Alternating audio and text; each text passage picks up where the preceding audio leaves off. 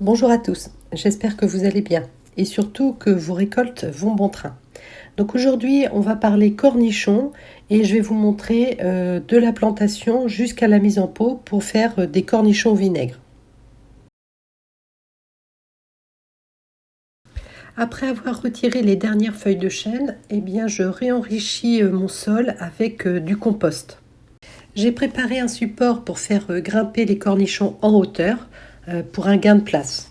Pour cela, j'ai utilisé deux grands bambous et du grillage à poules.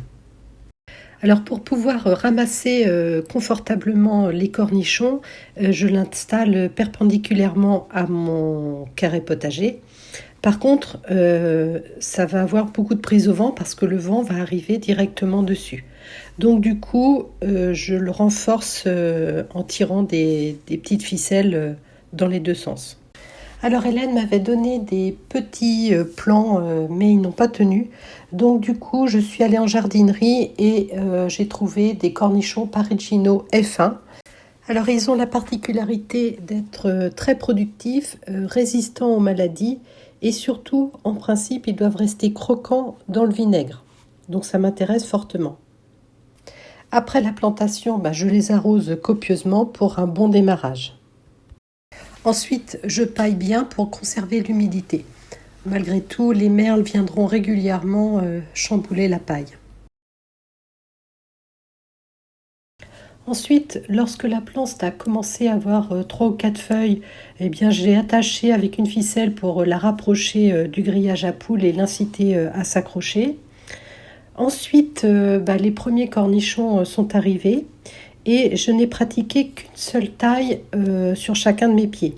C'est-à-dire que j'ai attendu qu'il y ait 5 départs de feuilles et une fois que j'ai eu les 5 départs de feuilles, j'ai compté 1, 2, 3 premiers départs de feuilles et j'ai coupé la tige qui comportait les 2 départs de feuilles en dernier.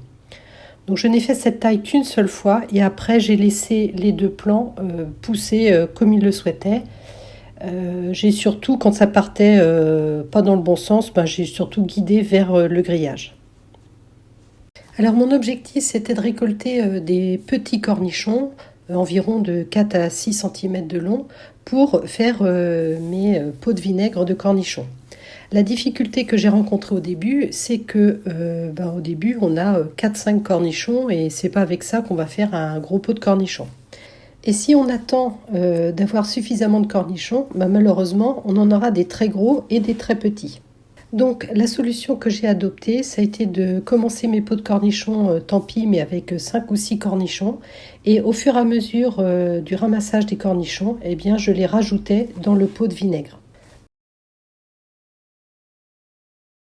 Donc pour la récolte, soit on les coupe au ciseau, soit on tourne le cornichon sur lui-même. Une fois qu'on a récolté les cornichons, moi je les lave dans un bol avec de l'eau et j'enlève tous les petits picots avec les doigts. Donc une fois que j'ai fait ça pour chacun des cornichons, je vais les essuyer dans du papier essuie-tout et ensuite je vais les mettre dans le pot qui est en cours, tout simplement. Donc chaque jour, il faut ramasser les cornichons et bien surveiller sous les feuilles, dans les moindres recoins. Mais malheureusement, il arrive parfois que certains cornichons échappent à notre regard. Et quand tout d'un coup on les voit, il est trop tard. C'est parce qu'ils sont devenus tellement énormes qu'on ne peut que les voir. Donc contrairement aux petits cornichons, pour les gros cornichons, je les ai détaillés en tronçons. Et ensuite, je les ai fait dégorger pendant un quart d'heure dans du gros sel. Donc le reste après c'est exactement la même recette que pour les petits cornichons. Donc en fait dans un pot on remplit avec des graines de poivre, de coriandre, des baies roses, un petit peu de romarin.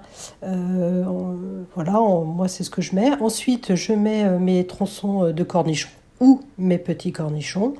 Je vais faire bouillir du vinaigre blanc 1 minute maximum et ensuite je vais verser mon vinaigre bouillant à l'intérieur de ce pot et puis je vais fermer. Voilà. Donc avec mes 2 pieds de cornichons Parigino F1, j'en suis à 8 gros pots de cornichons réalisés, dont 3 avec vraiment des gros cornichons, et ça à fin août. Donc je trouve quand même que c'est relativement intéressant. Voilà, maintenant vous savez tout ce que je peux vous dire sur ma culture des cornichons. Il y a peut-être d'autres façons de faire. En tous les cas, je pense que je renouvellerai ça l'année prochaine. Voilà, j'espère que cette vidéo vous a plu. N'hésitez pas à me le faire savoir. Et puis je vous souhaite une bonne fin de journée. À bientôt!